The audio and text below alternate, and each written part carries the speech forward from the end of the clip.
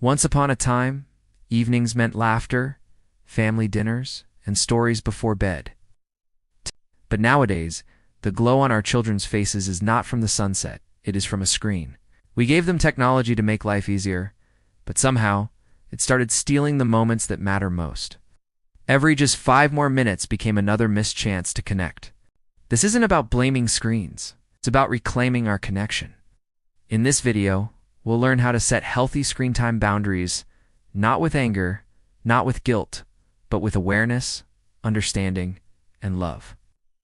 Screens themselves are not the enemy. Real problem is how deeply they've replaced real life. The average child today spends over 6 hours a day staring at a device. That's more time than they spend talking to their parents in a week. After the pandemic, digital life became normal life learning. Playing and socializing, all through a piece of glass. The result? Children are overstimulated, yet underconnected. Remember, kids don't inherently crave screens. They crave stimulation, attention, and belonging. The screen just happens to be the fastest way to get it, so we don't have to remove technology. We just have to restore the balance. So, how do you know when screen time is hurting more than it's helping? You'll start to notice small signs. Maybe it's anger when devices are taken away, or losing interest in playing outside. It could be sleep problems and late-night scrolling, or a short attention span and constant boredom. When a child can't find joy without a device, it's not defiance, it's dependency. Their brains are being flooded with dopamine from the fast rewards of likes, videos, and games, which makes real life feel slow and even dull in comparison. But the solution isn't punishment, it's reconnection. Let's dive into 5 practical steps to create healthy screen time boundaries. Step 1. Create clear, consistent family rules. Frame it not as you can't, but as here's what we do as a family, and everyone, including parents, follows them.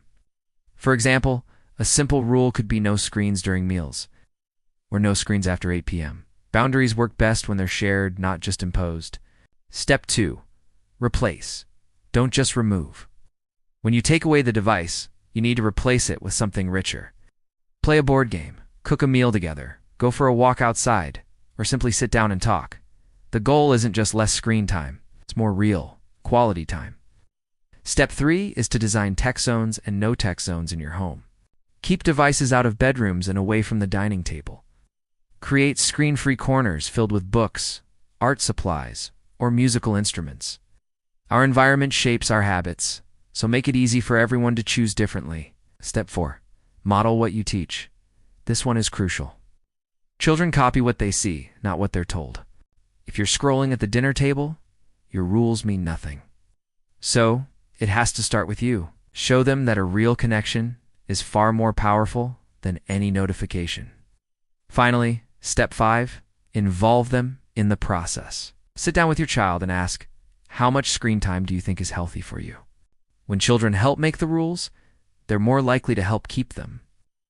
This approach builds respect, and respect fosters responsibility.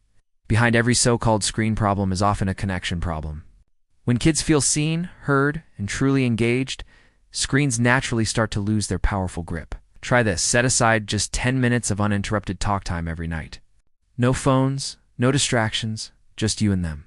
Or start a new tradition of family walks without phones, or game nights that end with genuine laughter, not just scrolling. These small rituals send a powerful message. You matter more to me than any screen.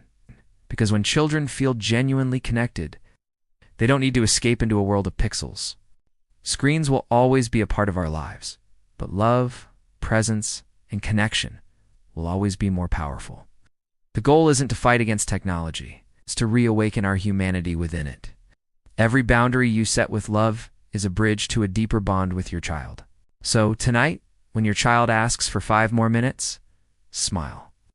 And offer them 5 more minutes of your time, not the screens. Because at the end of the day, children won't remember the games they played online. They will remember the parent who looked into their eyes and truly listened. Don't fight the screen. Awaken the connection. Thank you so much for watching. If this video resonated with you, please give it a like. And don't forget to subscribe for more content on building stronger family connections. We'll see you in the next one.